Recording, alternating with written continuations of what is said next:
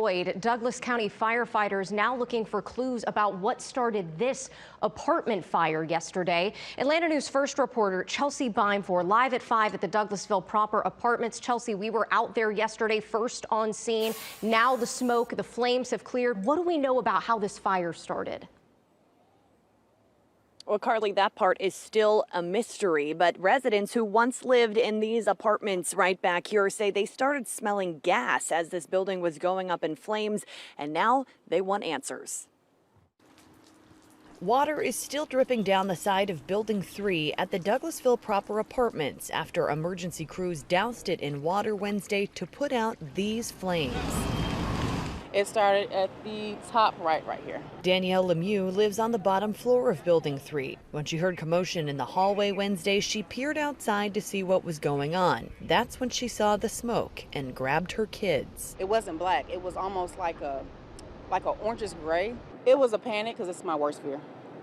I have 3 babies. One was asleep.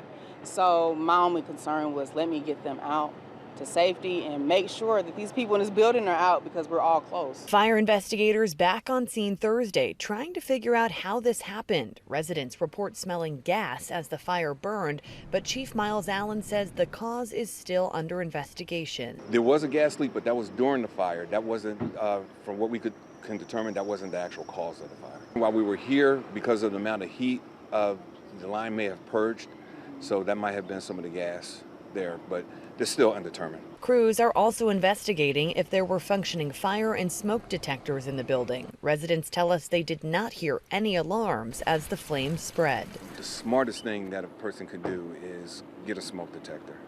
You know, that's the first alarm. That once you get smoke, that'll let you know, get out of the house.